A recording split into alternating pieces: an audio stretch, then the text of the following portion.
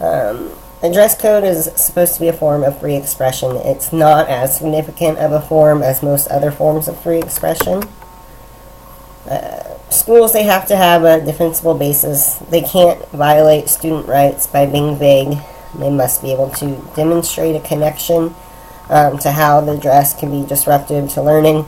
In schools, they can make rules regarding dress and appearance that are reasonable. Restrictions of the dress code. It's there to protect the safety of the students. Also there to help protect the health of the students. Students need to be clean. A lot of people, they prohibit the dress that doesn't meet the standards of the community and prohibit the dress that is disruptive, such as t-shirts containing vulgar slang terms that are lewd or defamatory. Situations that involve clothes or the way people dress that pose a threat to the safety of students is a good reason to have a dress code. The book gave the example of, like in shop class, not having excessively long hair or loose-fitting clothing or wearing any type of jewelry because that can be dangerous to the students. My school, in part of our dress code, we suggest not wearing shorts during the winter. I had a talk with my principal about this last year. A couple years ago, before I was ever involved with this school, we had a kid that walked to school when it was below 0 degrees outside wearing shorts, and as soon as he got to school, he was sent to the emergency room and treated for hypothermia. So that is now in our dress code that shorts should not be worn during the winter months. We also require that tennis shoes be worn for recess and for PE. It's not required that tennis shoes have to be worn all day, but students do have to bring separate shoes if they don't wear tennis shoes for PE. And that's just to protect the safety of the kids, because running in flip-flops isn't always the smartest thing to do. Controversial slogans probably should not be worn during school. Anything that's in direct conflict with the school's mission statement, that can be regulated through the dress code. You can't wear clothes that express violence, clothes that are vulgar or lewd or obscene. So anything with drugs or alcohol or inappropriate pictures or anything like that can't be worn at school.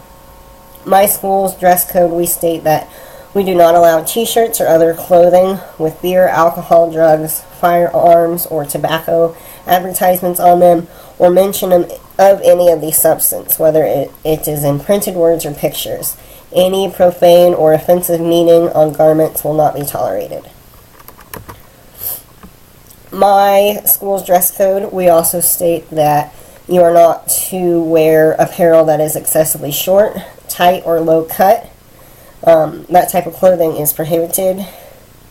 The reason for this is we are in a small community.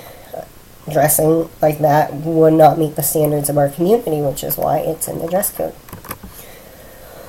Our school dress code also states no tank tops, muscle shirts or undershirts, or shirts with large armholes and or low neck cuts. Now the no tank tops, I feel like that's more like the no cutoff shirts. I know we are allowed to wear tank tops, but they have to be the 3-finger rule, 3 fingers wide, and just be appropriate. We also say no cutoff shorts or shorts that are appearing to be cut off.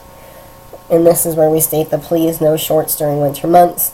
And shirts and tops are to cover the men's section of the body. Again, in the small town community, you're expected to look a certain way and be respectable at school, and that's why these are applied in our dress code. For our dress code, we state that we do not allow t-shirts or other clothing with beer, alcohol, drugs, firearms, or tobacco advertisements on them, or the mention of any of these substances, whether it is printed words or pictures. Any profane or offensive meaning on garments will not be tolerated, and I think I addressed this issue earlier. Part of our dress code, We require no unnatural hair colors or styles, like if you were to dye your hair blue or green or orange or purple. It's out of the norm out in western Kansas. It's distracting, and so we don't allow it. We do allow highlights as long as they are not extreme. Coaches and sponsors will have the right to require more stringent dress codes for extracurricular activity.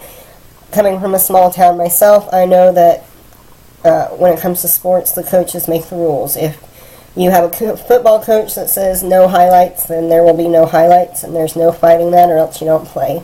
And that's just the rules that we follow. Part of our dress code states that we ask the parents to help monitor what their children are wearing. Students who do not follow the dress code, whose outfit is improper or disruptive, will be asked to change. If they do not comply, the student will get in-school suspension. As a teacher for 4th, 5th, and 6th grade, we have oversized t-shirts, scrub tops, that type of stuff. And we address this at the beginning of the year, saying that kids that show up to school wearing inappropriate clothes are just going to put, like a scrub top or an oversized t-shirt or something like that on over the top of it. Luckily, it hasn't been much of a problem this year.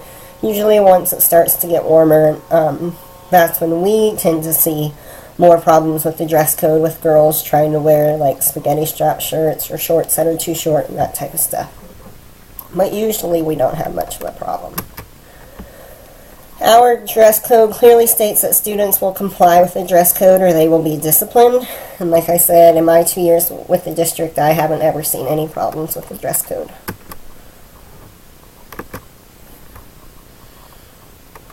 I feel that when it comes to a school, they should be allowed to make the rules for their dress code, as long as everybody has to follow the same rules and they're not picking on certain students. I don't see the problem with the dress code, and I don't see the need to fight it. We're there to learn. We're not there to show off our fashion or anything like that. That's not the point, and I just feel like it's important for parents to know what their kids are wearing and to understand the dress code and just comply.